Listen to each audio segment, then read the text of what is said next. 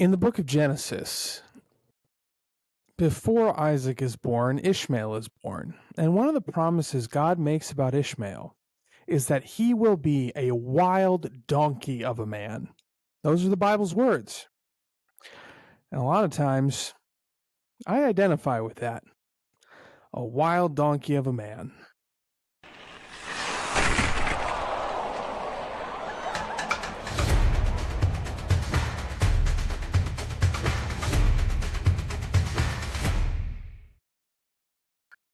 You know, I've never said this before, but sometimes, Josh, you do remind me of Balaam's donkey. I think that's a compliment. I'm not I'm sure. gonna go with that. I'm gonna go with that's a compliment. So for anyone who misses that reference, well, first of all, the Ishmael reference, that's pretty much all the context you get. He's a wild donkey of a man. There you go. Balaam, and that's it's in Numbers 22 to 25. And Balaam is this prophet, and his donkey stops him. And he's like, why are you stopping? So like he encourages the donkey to go forward, and this happens a couple of times, and he actually ends up like beating his donkey. And then it turns out and then then his eyes are opened, and he sees that there's an angel standing in the road. And the angel's like, why are you hitting the animal? He was protecting you from me. And the angel's message is like, be careful with what you say where you're going. So along the way there, at donkey. some point, the donkey also gets the opportunity to talk and ask Balaam, why are you hitting me? So I'm going to take that as a compliment, because the donkey was the wise one in that situation. Our esteemed president of the district preached on this, I want to say a couple years ago at Pastors Conference, with the theme, basically, if God can use a donkey to proclaim his word, he can use me. Except to use the KJV translation of donkey. This is going to be another one of those episodes where it's really hard for us to remember to use one word instead of another word. Yeah. Oh, boy. So I'm Josh Laborious. I'm a pastor down in Friendswood, Texas, a little bit southeast of Houston at Hope Lutheran Church. And with me, as usually, is my co-host Ben Olschlager, who's a pastor at Good Shepherd Lutheran. You can see it right there on his shirt if you're watching along on the YouTube video. If you're listening on the podcast version, it's not worth going to YouTube just to see the logo on his shirt. It's a fine logo, but you don't have to do that.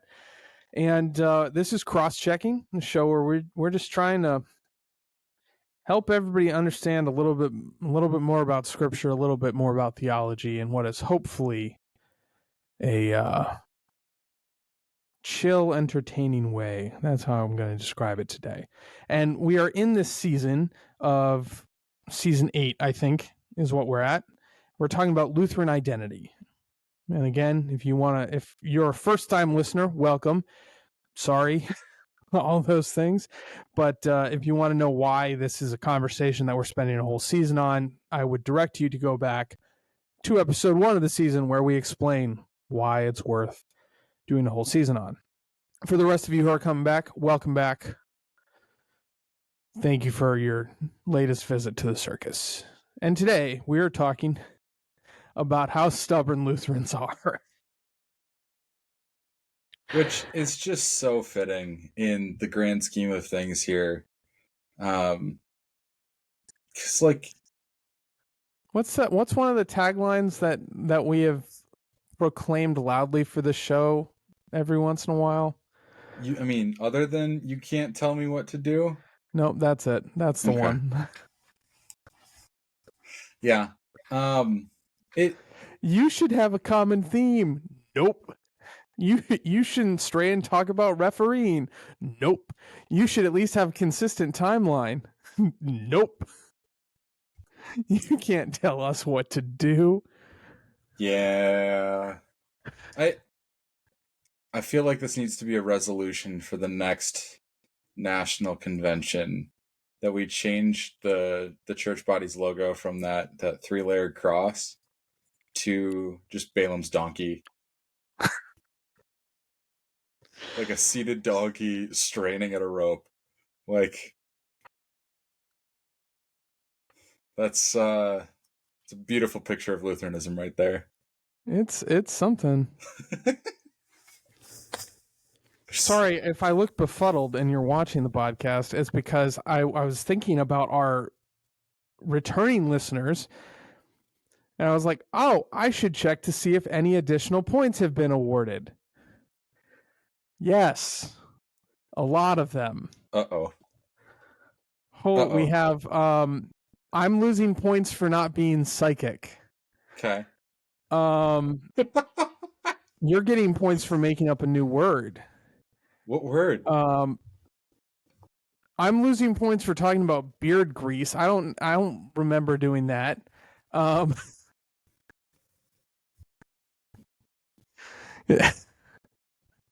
losing points because I lost fantasy. I got lost in fantasy football. What? Ben, you got points for Pope bad and for a hand grenade pillow comment. I don't remember any of this happening, by the way. I got points for my filter, which is a small miracle. Ben lost a lot of points for talking about skinning cats. I do remember that conversation. I remember that too. That's fair. Yep. There's a lot on here. The scores will be updated later, but for this episode, they won't be, because it's too late. We started recording, and we need to talk about how stubborn Lutherans are. We are 6 minutes into the podcast, and we have done nothing more than mention what we might eventually talk about here. Yeah.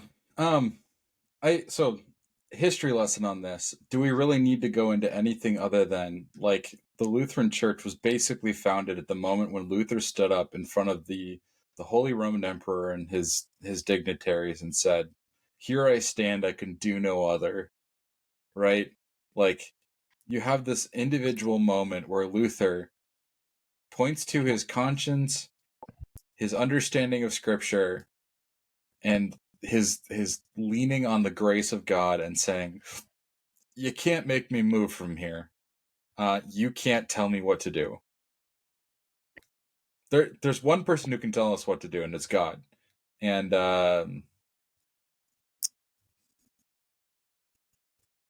yeah. And the Pope is not that. And the Emperor is not that. And there are, I think, two directions to think about this.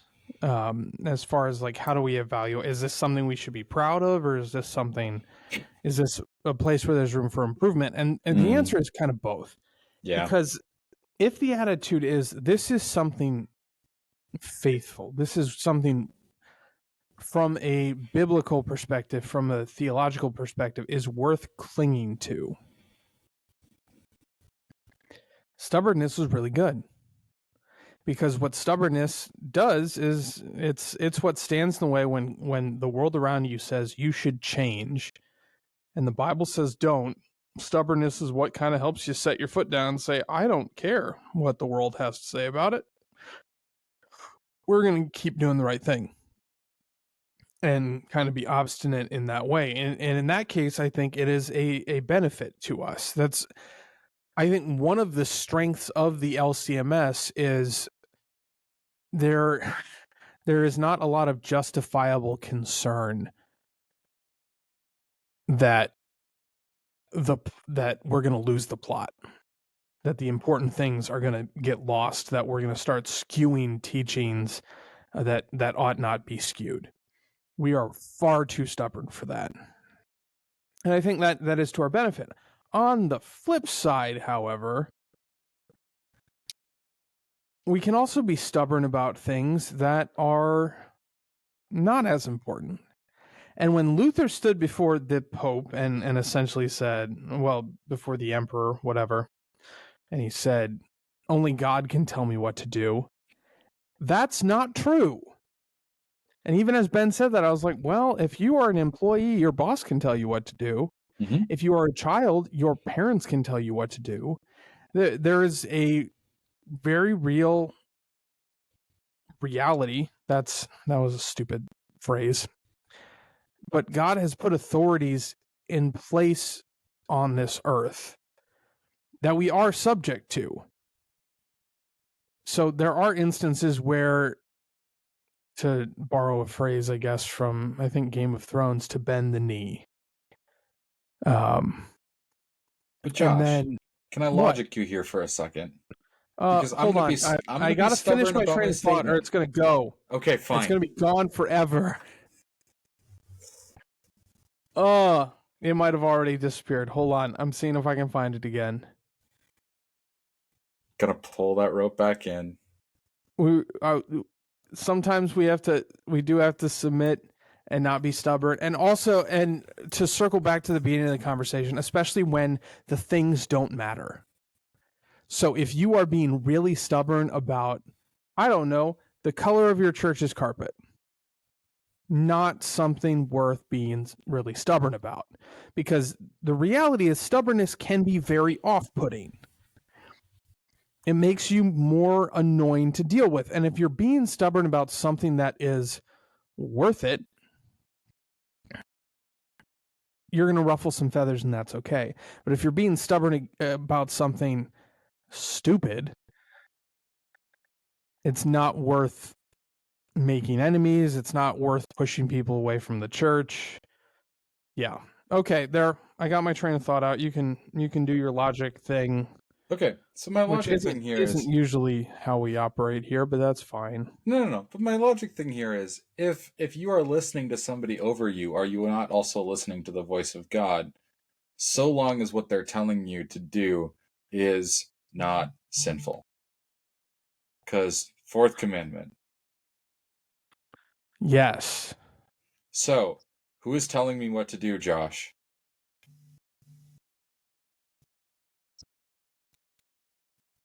Is it not still God?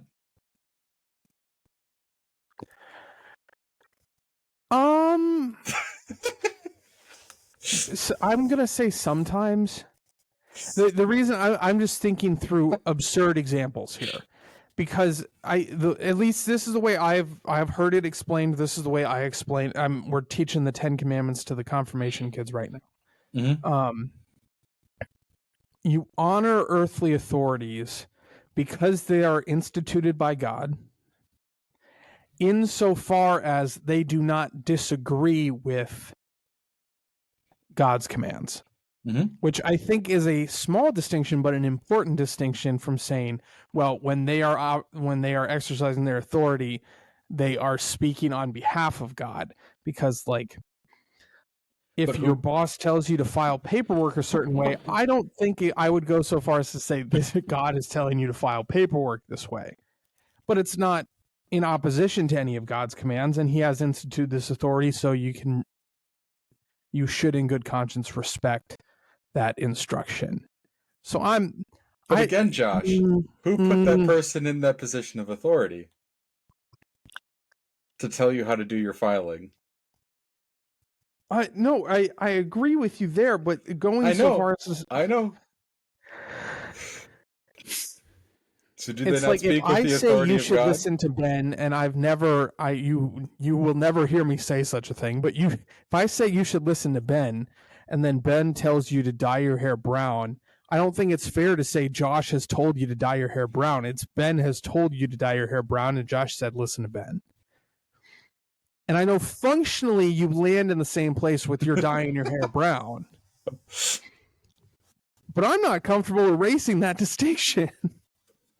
Because I don't, and I can think about it more if you want, but that's a dangerous thing to invite me to do. See, I think within that, though, like, it feels really, really silly to say that God cares how you file your paperwork at work. But if you're doing it for the benefit of another, is it not godly? It can be godly too. I'm not going to say file A to Z. This is the word of the Lord. Thanks be to God. I'm not doing it. Can't do it, won't do it. Stubborn as a donkey. What this tells me is that Josh doesn't love his church secretary. I do love my church secretary. Trisha's awesome. Trisha is great. So Trisha has been a gift to this hallway. when Josh messes up your filing though. system, remind him that you are speaking with God's authority when you're asking him to better love and serve you. You are really bold to assume that I do anything with any sort of filing systems. I am you guys can't see if you're watching on the camera, but in the entirety of my office, there are two very small like less than waist high filing cabinets, and most of them, like one drawer is filled with koozies, one drawer is filled with two drawers are filled with koozies, one drawer is filled with highlighters, and then there are some files in the bottom, but they're not even my files. They're files that just have lived in this office since before I was here. So no, I'm not gonna mess up the filing system because I don't file things. Nerd. I file things. I do paperwork and put things in places and stuff. That's Ben. That's Ben, everybody. That's what he sounds like when he's not using his fake podcasting voice. I touch my filing cabinets at the office like twice a year.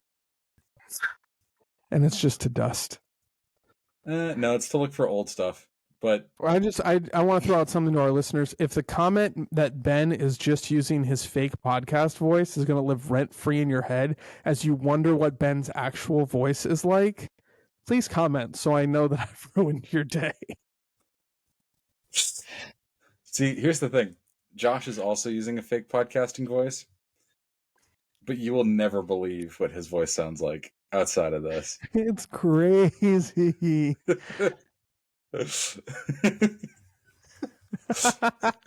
We're bad people. Chief of sinners though we be. But the point in all of this though is like we want to be stubborn on the godly things. We want to be stubborn where we need to be stubborn. We don't want to be like so influenced by the winds of change that like you just go wherever you want to. And that's a pretty universal thing in Lutheranism. We took one of those like personality assessments. We took several of those before. You were going to bring that up. Yeah, several personality assessments before, or like, I think this was during our first year of seminary. It's in the first year. They want to make sure if you're like a psychopath, they get you out of there. Yeah. It's a good thing. And yeah. They're not like the cheesy 20-question personality test you can take online. It's like, This is a 100-question survey that is developed and used by professional counselors and psychologists. So like there's a lot of really helpful insight. I don't know about you, Ben, but all of those inventories, they nailed it. There was very little on those about me that I was like, I disagreed with strongly. So I mean, this will probably not shock you at all, Josh, but my results were confusing to me. Well, you're a confusing dude. So yeah, so these things happen. Rockenbach doesn't. He doesn't like eagles, and we were both that. So yeah, we both. Again, this will come as a surprise to no one. Have pretty strong personalities, that like to be right all the time. What? Yeah. Anyway, so like one of the questions, or not one of the questions, but one of the like data points that we got back from that survey, I believe it was a 200-point scale from 0 to 100 on two sides of a thing. One side said changeable, and the other one said, I believe, just resistant to change. And I think our class averaged a score of about 80 on the resistant to change side. And that was only because my score was actually on the changeable side.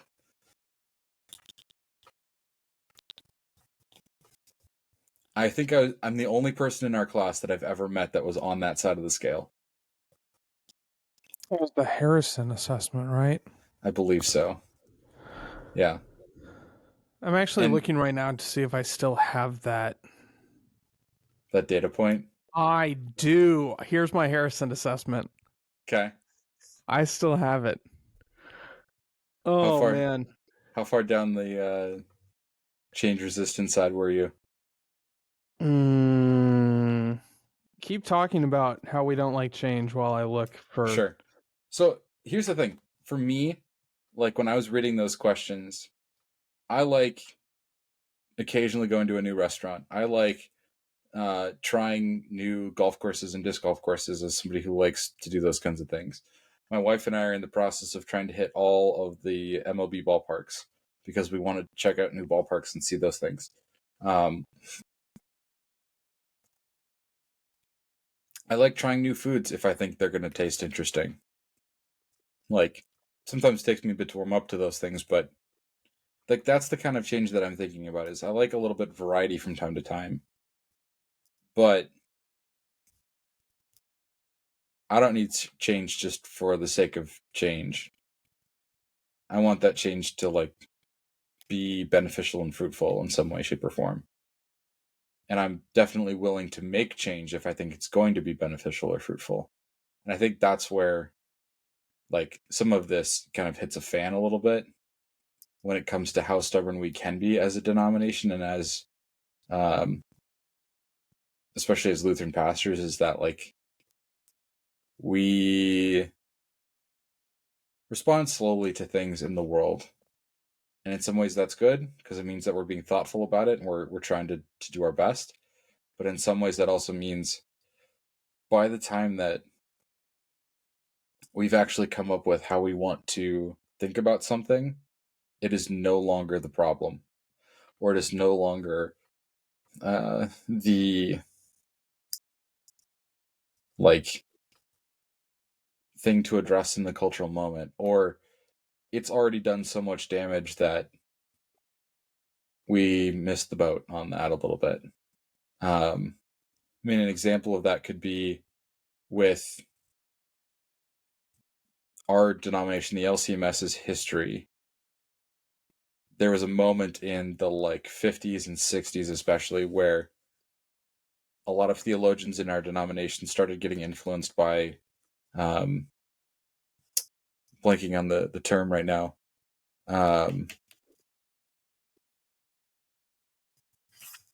higher criticism. That's the word I'm looking for, where people were using new forms of looking at a text that have been used historically for a long time, but people were just dissecting way more than has ever really been used with that like form of studying a particular text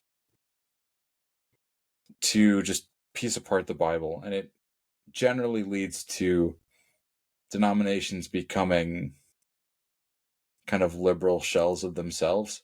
And for the LCMS, they were actually able to stand up to it and stop it because, again, we're stubborn. We don't like change. And when people started teaching something new and different, the denomination stood up to them. But it took them a couple of decades to recognize that was what was happening, actually formulate a good response to it, and then actually execute isn't a it. bad word. Yeah. 6.6 on my... So the score I'm seeing on the Harrison assessment is flexible, the tendency to easily adapt to change. I scored a 6.6. Okay. So is it a 1 to 10 with decimals? It's on a 1 to 10 scale. I Okay. assume my my highest score is a 9.9, so I'm assuming it goes up to 10. Okay. So yeah. So like I think that's kind of where that ultimately... My score on wants high pay was only a 2.3, so that's bold of you to admit that on a podcast that goes out to your congregation. Fair point. Forget I said anything. Pay him fairly. That's... If you don't, I will come to Texas and get whooped on by some Texans. No, I was gonna say spray ketchup all over your barbecue. Whoa. Not a proportionate response. You not getting paid fairly? I think that's perfectly proportionate. Ruining good barbecue, man. Hey, if I do the same, or if my congregation does the same, I perfectly expect you to come up here and, like, I don't know, what's the Michigan equivalent of that? Water down your beer? Probably. Which makes it sound like Michigan has an alcohol problem, but It I'm might. not saying. It might. It might. Back to the point here. I feel like this is a very squirrely episode, and that's fine, probably. You can't tell us what to do. When it came to higher criticism, and honestly, when it comes to any sort of change, in my experience, which is admittedly limited, it's not that Lutherans are opposed to change on principle. Lutherans are opposed to change that does not have good reason behind it, or that it cannot be well explained and well justified. For example, at the seminary, there are some professors who will kind of push you, like, you don't make any major changes in your first year or so at a new congregation. Now, there are some questions to follow up there, like what constitutes a major change? I never got a satisfactory answer to that. It was anyway. But then the other thing is, like, what there are obviously some things that demand more immediate action. Right? Like if the church is openly hostile to visitors, that's something you need to address quickly. Like that's something you don't wait a year, because people can be dying and going to hell in that year, and we want to avoid that. But what I have found both here at Hope and in California is change is fine as long as you're doing it for the right reasons and you're doing it well. If you're just doing change for the sake of change, or you're doing it because like there's something new and flashy and you want to play with a new toy, bad idea. Like, of course that doesn't go over well. But if you look at something and you say, we could do this better for the sake of the gospel, to glorify God, I find that most people have been fairly open to that in both congregations I've been at. And those are two very different settings, because my first congregation was a contemporary mission congregation without a permanent facility. And the congregation I'm at now is a very well-established congregation, traditional congregation, who the last pastor's tenure was 39 years. So very different context, but in both places I have found that for the most part, if there is a good reason behind any suggestion of change, people are more open to it than the stereotype would lead you to believe. And the stereotype is, it's the joke, how many Lutherans does it take to change a light bulb? Change? What do you mean change? And that's the end of the joke. I hope you enjoyed that humor. Ha ha ha. I tell jokes like a German. Which might be some of the other cultural background of stubbornness. Is at least my caricature of German culture is stubbornness is a virtue in yeah. I've met a lot of stubborn German folks. I think there's some truth to that. Though I don't know if that's so much true anymore. I feel like Germans being proud of their stubbornness and heritage got beaten out of modern Germany a little bit. Yeah. World War II will do a number on all sorts of things.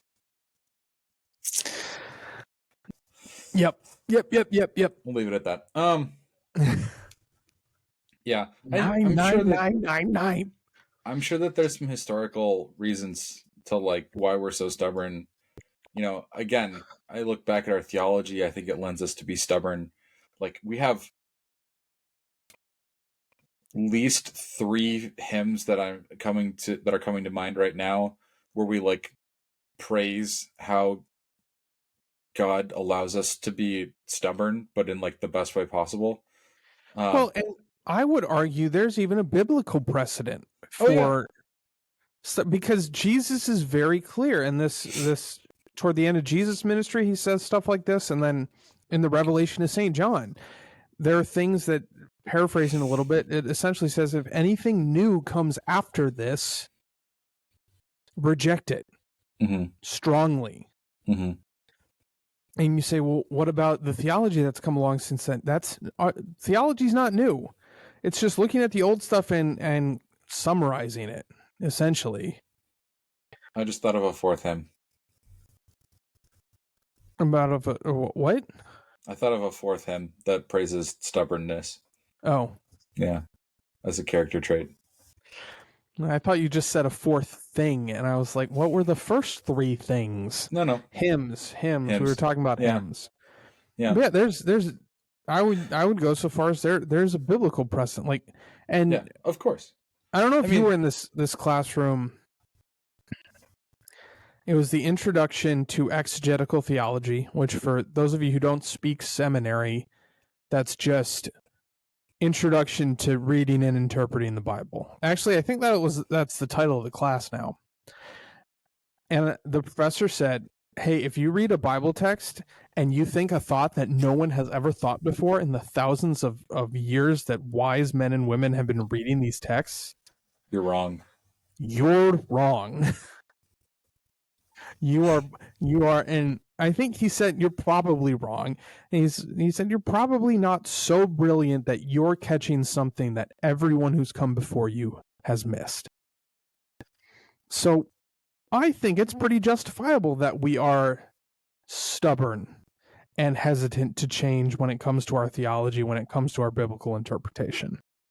I actually think there's humility in that stubbornness, because we look at and this is the best construction on it, but we look at all the people who have gone before us and we say, I don't think I'm smarter than all of them.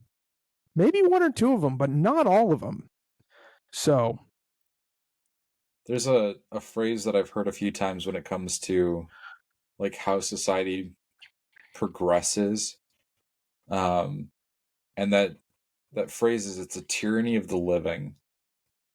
Because oftentimes we as a society and as like a culture, we go with whatever the most prevalent opinion is amongst, I mean, obviously amongst the living people, especially like in a democracy like the United States. You can't vote if you're dead. There have been plenty of scandals about that. People have kind of accidentally tried, but you can't vote if you're dead. So there's like, by just de facto, a tyranny of the living there. And that also kind of then shapes the way that culture goes. But if we had the ability to poll our ancestors, like, how many of them would be just appalled by some of the things that are culturally going on and would, choose to never have kids so that these things couldn't happen? yeah. You said tyranny of the living. Yeah. It reminded me of kind of the flip side of that a little bit, that traditions are just pure pressure from dead people. I love that way of thinking about it. Like, there are absolutely good traditions, and there absolutely are good changes that are made. Yeah, don't hear me wrong. Peer pressure can be a powerful tool for the gospel. Absolutely. I am all aboard the positive peer pressure train. Yeah, and sometimes you need a tyrannical force to upset apple carts and bring change that's needed. I mean, that's Luther in a nutshell, is the tyranny of the living in the Reformation, like upsetting see, Aquinas was 1200s, I think. My timeline serves me correctly. At least We're 300 to stubborn about 400. not changing until we decide to change, and then we're really stubborn about making sure the change happens. Yeah, exactly. I think this gets back to your point from earlier that as Willful. Lutherans, it's what? Willful would be the word for what I just described. Yeah. Again, this gets back to your point from earlier, which is we just want a good reason. You have to explain it to us in a way that makes sense to motivate us to do the change. Like, we're not going to change just because you tell us to. We're going to change because you convince us to. And as Lutherans, as confessional Lutherans, you better be able to argue that point from Scripture, 1, church history, 2, maybe our confessions, 3. And like, I think the changes that are made nowadays more often have to do with the ways in which we interact with the world around us and not with our understanding of our theology. Yes. Yeah. Like, I mean, one that you could point to, I think, is in early American Lutheranism, it became a point of contention in Lutheran circles whether or not you broke the host or the bread as you were saying the words of institution at the beginning of communion. So as pastor, you get up there and you say, "This is my body given for you. Do this in remembrance of me." And, I think it's in one of the gospel texts. It can sometimes be translated as, "This is my body broken for you." Like as Jesus is passing out the first Lord's Supper at the Last Supper, because that's not confusing at all. But in Reformed circles where they believed that Jesus was either spiritually present or just not there at all, they would have no problem breaking the host because they're like, it's not Jesus' body. It's just bread. We just broke bread. It's fine. And Lutherans were like, but it says his body isn't broken. Let's not break the host anymore. And it was a way of like making a change so that people understood the importance of a theological point that we were trying to make as Lutherans. And there are some people who still think that's incredibly important. And I think in some places it might be. Like if you're living in Northwest Iowa where there's a ton of Reformed people, like there's a town there called Orange City because it's so Dutch. And it's just no joke. Orange City, Iowa, look it up. It's incredibly Dutch, full of Reformed people. Are Dutch people orange? No, think of the Dutch national soccer team's jerseys. Why would you assume I know what their jerseys look like? I'm Googling it. You're a big enough sports fan. I had hopes for you. When it comes to international soccer, if it's not the U.S. men's national team, I don't care. Okay. Anyway, Okay, that's a very orange jersey. Why? Do oranges grow in the Netherlands very well? Like what? No, it's the traditional color, like the primary traditional color of the coat of arms of the state of Holland, which is like 80% of the Netherlands. And so that kind of got co-opted as a national symbol. Anyway, like if you're a Lutheran in northwestern Iowa, that might still be important because you're in constant conversation with Reformed people. If you're in I don't know, New York or Los Angeles, which are incredibly post-Christian places, it's not going to matter as much. Yeah, well, and I've had this conversation a couple times with a couple different people in a couple different contexts. I think because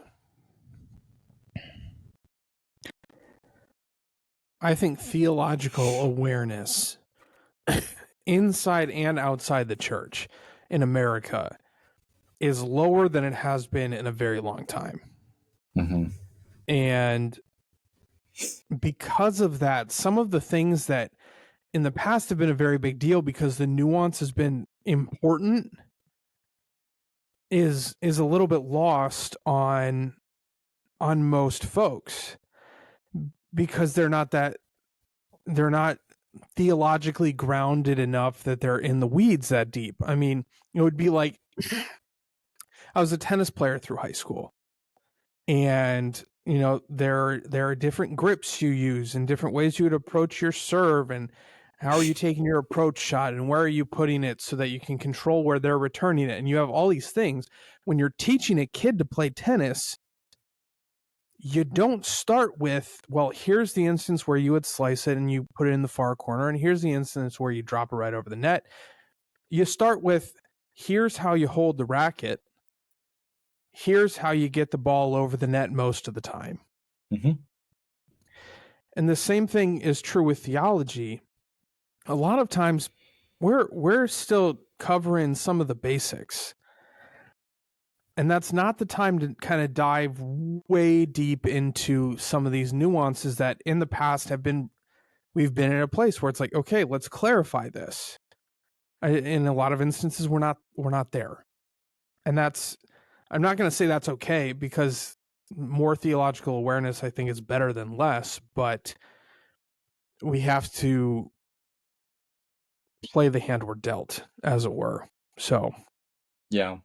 To speak to that point, was doing some research on baptism, and especially like the history of infant baptism, because it's a question that comes up all the time nowadays. And baptize babies. Yeah, baptize your babies. Jordan Cooper, who's in the American Association of Lutheran Churches and is a brilliant guy. If you ever want to like nerd out real hard about your theology, that's a good place to go. Just put out a video on that topic like a few days ago, and he's talking about like inscriptions from gravestones in the first couple centuries of the church. And I was like listening to the way that people honored their relatives with their grave inscriptions, and I was like, man, I don't know that the church today could pull that off. Like, I don't know that our theology is good enough that we could come up with such fitting inscriptions, which is sad. Yeah.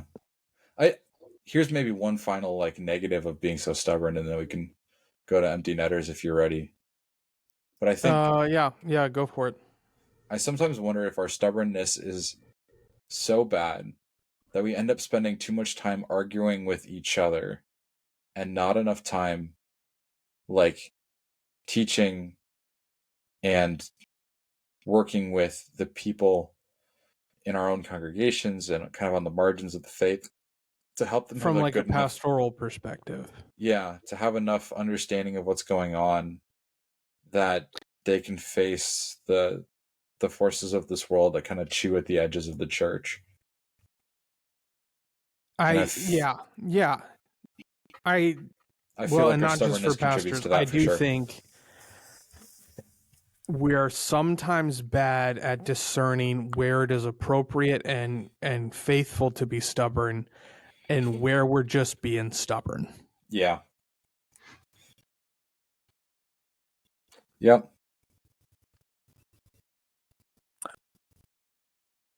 But if I had to choose one, like either sometimes you're too stubborn or sometimes you're not stubborn enough, I think I would rather err on the side of being too stubborn. Now, granted, that's coming from someone who identifies as stubborn, so of course I'm going to think that, but I feel like there are less I feel like there are less dangers that way. I don't know. I can't tell if your camera's just frozen that way or if you have a very thoughtful face on. Might be a bit of both. It has to be one. You have to pick one. Could it not have frozen with me having a thoughtful face? Impossible. Ready for empty netters, Ben? I am. Tap them in. Preds started preseason yesterday. They won 2 games. Hardly matters, but Yeah. Preds legend Yakov Trenin tapped in 2 goals for us yesterday.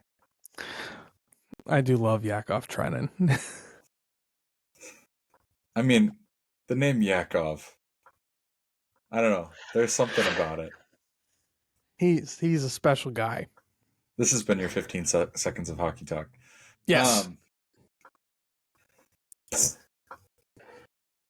We're back, baby. We're back. I think my encouragement here is, like, know your stuff. Know when you need to be stubborn.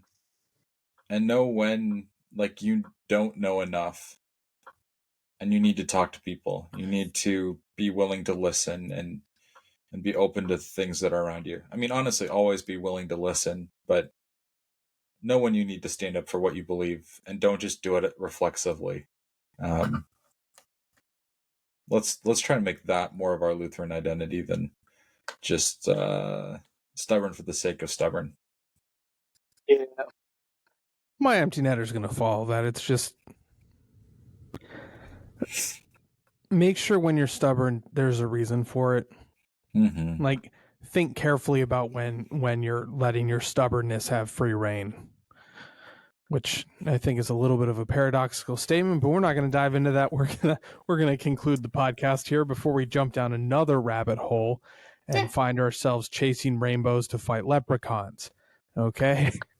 This has been an episode of Cross-Checking. Brothers and sisters, go in peace. Serve the Lord. Thanks be to God. Thank you for listening in to this episode of Cross-Checking, a ministry of Hope and Good Shepherd Lutheran churches, where we strive to deepen your understanding of the faith and help apply it to daily life. If this podcast is helpful to you, rate the podcast, subscribe to us on your favorite platform, and share it with others who might also gain something from it.